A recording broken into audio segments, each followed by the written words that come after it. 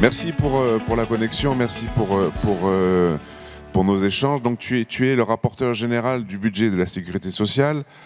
C'est un temps important, un temps parlementaire important, un temps démocratique important. La situation, nous la connaissons. Aujourd'hui, nous sommes en vacances de ministres, en vacances de gouvernement. Donc comment faites-vous, les parlementaires, les élus, pour bâtir ce budget de la sécurité sociale qui, je ne te le cache pas, nous inquiète au plus haut point, avec les mesures d'économie qui sont annoncées, économie certainement nécessaire, mais encore faut-il que nous puissions continuer à exercer, et ça a été dit ce matin par la table ronde précédente, que nous puissions continuer à vivre simplement de notre métier, ce qui devient de plus en plus difficile.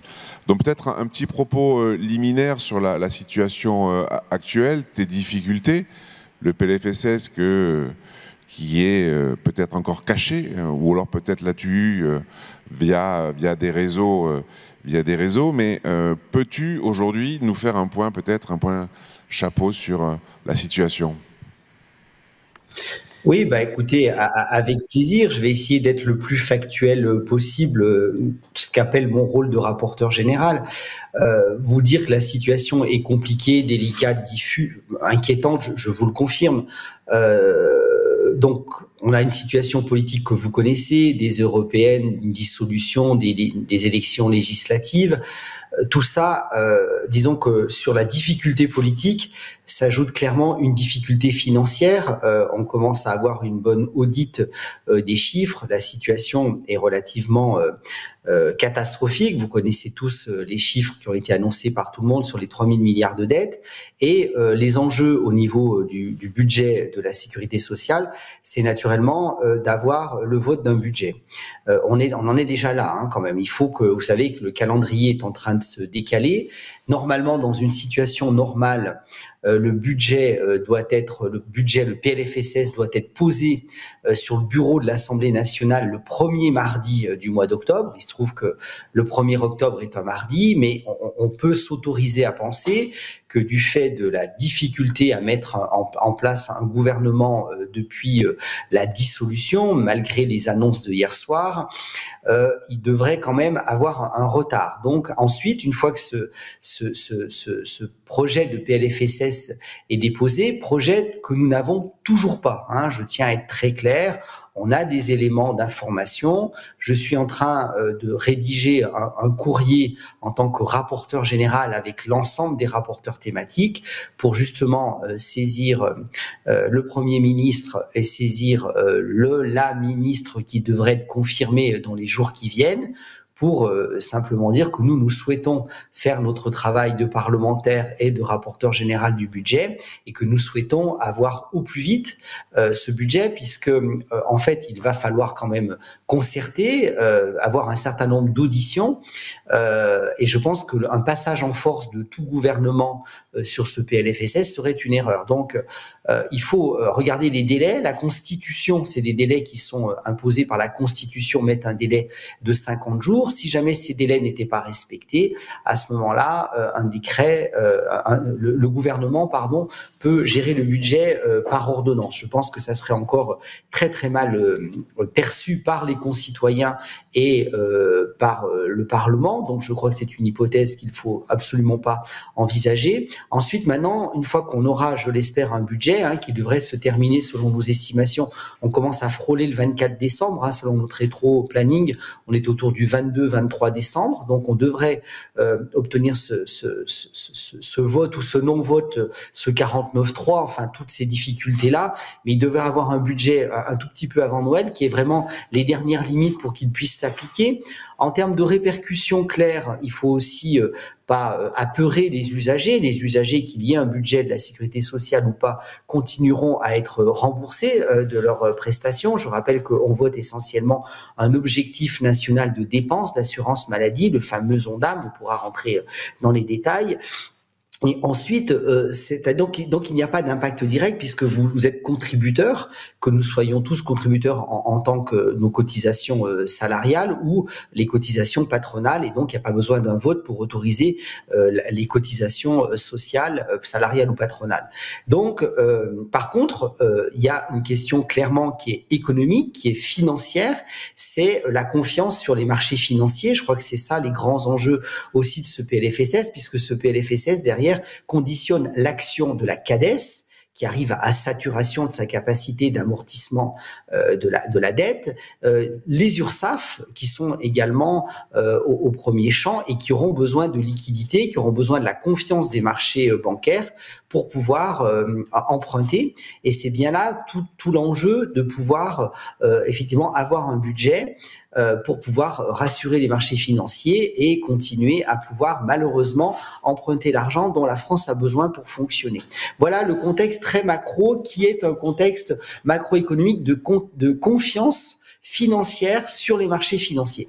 Après, on peut, si tu en es d'accord, si vous en êtes d'accord, revenir sur des sujets de constitution, de qu'est-ce qu'il pourrait avoir dans ce PLFSS et comment on pourrait aborder les choses, puisque j'ai un certain nombre d'idées que j'espère pouvoir mettre en œuvre dans ce PLFSS, mais j'en doute aussi parce que les temps d'échange vont être très contraints avec ce gouvernement qui devrait, je l'espère, être nommé la semaine prochaine, puisque globalement, nous n'avons aucun interlocuteur. Je suis bien en phase avec mes homologues du Sénat, mais le Parlement, vous l'avez bien compris, n'avait pas d'interlocuteur jusqu'à présent.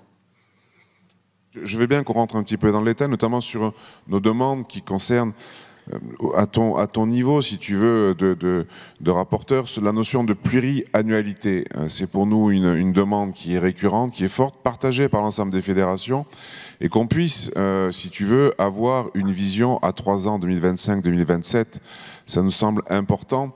Parce que chaque année, on passe un temps incroyable à se battre sur des effets volume, sur des effets prix, des effets champs, et on aimerait avoir une lisibilité. On ne peut pas passer des mois et des mois avant le 1er mars, date de nos tarifs, qui en fait sont plutôt le 1er mai aujourd'hui. Il y a maintenant 2 mois de décalage.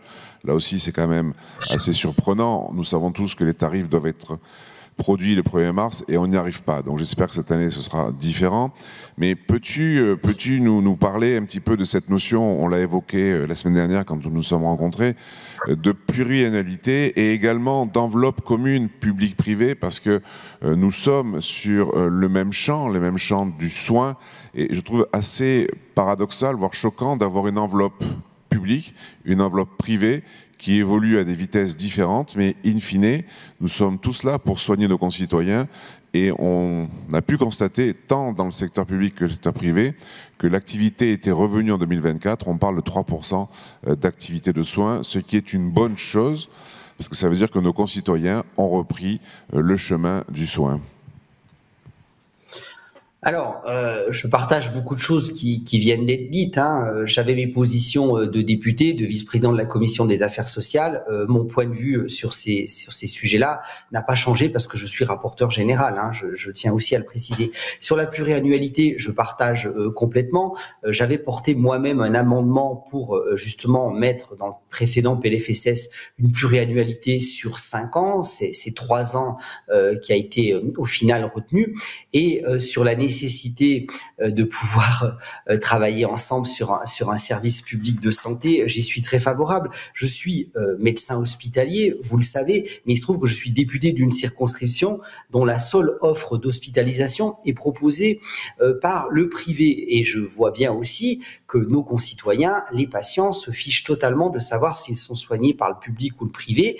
On est dans un tel niveau de désert médical que je crois qu'il faut consolider toute offre de soins qui était existante. Après, je pense que sur la répartition financière, je crois que ce qui serait dramatique dans ce PLFSS, et je lutterai sur ce sujet-là, c'est qu'en fait, pour rentrer dans des clous budgétaires, étant donné la situation dramatique dans laquelle nous trouvons, ça serait qu'il y ait une politique du rabot avec des coupes sombres sans aucune réflexion. Moi, je me porte en faux sur cette façon de faire qui, malheureusement, plus les temps sont court en discussion, plus est la méthode de facilité, parce que en fait, il faut pouvoir effectivement mettre une action pluriannuelle, une loi santé, et le cadre du PLFSS n'est pas le meilleur cadre d'exercice. Mais si on fait des coupes sombres, on coupe surtout l'efficience des soins. Et je crois qu'il faut vraiment parler de cette efficience de soins. Je crois qu'on doit être très prudent dans nos financements,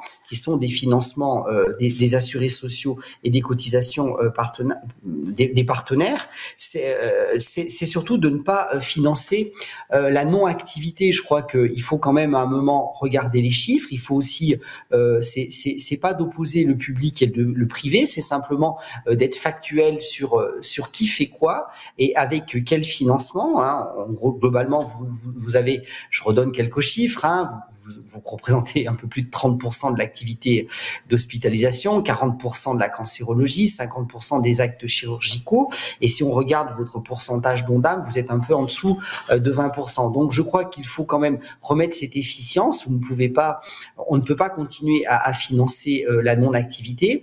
Ensuite, il faut financer aussi l'efficience des parcours. Moi, je pense qu'on doit aussi faire confiance à nos acteurs de ville et je suis un peu inquiet de voir notamment les coups de rabot qui s'appliquent notamment sur les laboratoires ou autres. Alors, il y a des sujets de financiarisation dont je ne suis pas dupe, bien sûr, mais il y a aussi, comme pour les pharmacies, des enjeux de proximité, des enjeux de territoire, puisque les laboratoires, les pharmacies, les cliniques, parfois les petites cliniques, maillent le territoire et sont un schéma important d'aménagement du territoire. Nous l'avons beaucoup privilégié, nous, au niveau de la région Auvergne-Rhône-Alpes, avec Laurent Wauquiez, quand il était président, que j'étais son vice-président. Et je crois que cette vision aussi territorialisée par petits bassins de vie, de faire confiance aux acteurs pour assurer la permanence des soins, quel que soit leur statut public-privé, et de fonctionner à l'efficience, c'est important.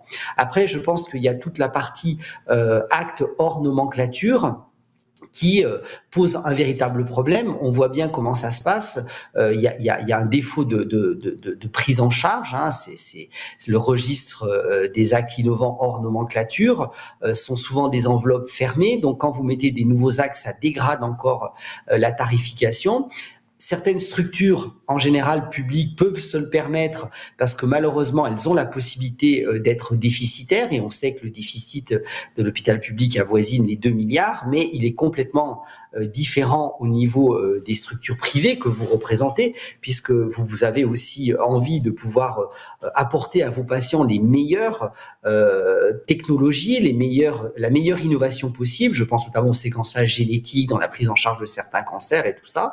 Mais si ces actes diagnostiques ne vous sont pas remboursés, et étant donné que vous avez des charges d'entreprise et que vous ne pouvez pas vous permettre le déficit, eh bien, il peut avoir une différenciation dans l'offre de soins. Il faut rappeler quand même que moi, j'ai bien vu les chiffres. Hein, il y a 50 à 60% des structures qui pourraient être déficitaires.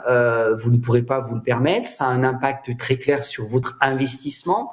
Hein, votre investissement a diminué. Hein, on le chiffre autour de 170 millions. C'est les chiffres que vous m'aviez donnés, ce qui est important, mais qui pourrait être aussi bien au-delà et qui fait aussi pas travailler aussi toute notre économie locale. Hein.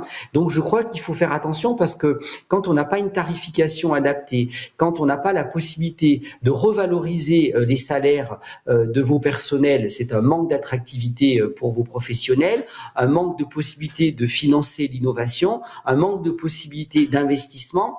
Il faut faire attention que ce secteur, votre secteur qui est essentiel à la prise en charge des soins en France, puisse survivre parce que je ne crois pas que le système public, et c'est un hospitalier qui vous le dit, est en capacité d'absorber la file active de patients que vous traitez.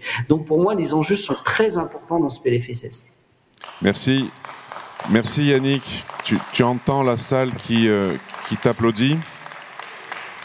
Merci pour tes mots et la parfaite connaissance de notre secteur parce que ça fait plaisir. Que tu puisses rentrer autant dans le détail sur le volet social, donc je n'ai pas à en parler, tu l'as évoqué. Le financement de la non-activité, tu l'as évoqué, c'est un sujet majeur pour nous. J'ai une dernière question, si tu veux bien, sur la réforme SMR et EPSI. Je ne vais pas rentrer dans le détail et la technique de cette réforme qui est d'une complexité infinie, mais sur l'origine de nos difficultés. L'origine, c'est que nous pouvions, à l'époque, un temps, je dirais, qui était heureux, lorsque nous avions une autorisation, nous avions tarification. C'était simple. L'autorisation donnée par les ARS engendrait la tarification et la faculté de pouvoir être rémunéré pour les soins. Aujourd'hui, ce n'est plus le cas. Et donc, nous avons des établissements qui ont ouvert des services ou même des créations ex nihilo de nouveaux établissements et qui ne peuvent pas tarifer, qui ne sont pas financés. Il faut revenir à ce dogme qui est, mais pour les deux secteurs, que ce soit public et privé, parce que le public ne l'avait pas. Donc il faut que les deux secteurs puissent avoir, je dirais, cette liberté, si les besoins sont avérés lors des octrois d'autorisation dans les PRS, revenir à une situation simple, autorisation, tarification. C'est un monde de fous, on travaille aujourd'hui gratuitement et ce n'est pas tenable. Est-ce que tu pourrais en ce sens nous aider ? Alors, je crois que la façon dont les choses sont faites évoque un autre pan que j'ai pas évoqué, qui est celui de la simplification. J'entendais tout à l'heure le directeur général ou le directeur général adjoint de l'Agence régionale de santé qui disait à très juste titre, nous ne sommes pas là pour traduire et transporter des normes. Je suis heureux d'entendre ça auprès de directeurs d'Agence régionale de santé. Et je dirais que d'une façon générale, les soignants ne sont pas là non plus pour en produire. Je dis ça d'autant plus que j'exerce encore des fonctions de chef de pôle dans un secteur hospitalier, je le redis, et en fait on avait entendu le discours du président de la République qui disait que globalement il voulait moins de T2A, financer plus à l'efficience, au parcours, donc c'est des sujets qui peuvent s'entendre. Et l'activité de SSR, en fait, n'était un secteur qui n'avait pas justement de T2A, et on vient de l'en doté d'une. Et c'est quand même une grande lourdeur, j'en profite pour le dire, une grande lourdeur pour les soignants. Et je crois que tout ça contribue aussi à complexifier le système. Je crois que si on veut gagner des marges d'efficience dans nos systèmes de santé, eh bien, il faut faire confiance aux acteurs, peut-être avoir une rémunération qui tient compte de l'efficience, notamment sur tout ce qui est pratiqué en ville, le parcours de ville, et avoir une efficience si au final, on voit des parcours complexes, de toute la semaine, le patient multiplie les examens, et puis au final, le vendredi soir, il ne va pas très bien, et il est hospitalisé. C'est la catastrophe, parce qu'on refait tous les examens qui ont été tranquillement faits la semaine. Donc je crois qu'il faut faire confiance aux acteurs de terrain, mais je crois aussi qu'il faut pouvoir donner de la simplification, et je crois que cette simplification, c'est quand même un gros pan d'économie au niveau du budget de l'État, et je crois qu'il faut pouvoir, si on met la confiance, vous savez, moi j'étais vice-président Europe au niveau de la région Auvergne-Rhône-Alpes, on était autorité de gestion, la Commission européenne effectuait un certain nombre de contrôles,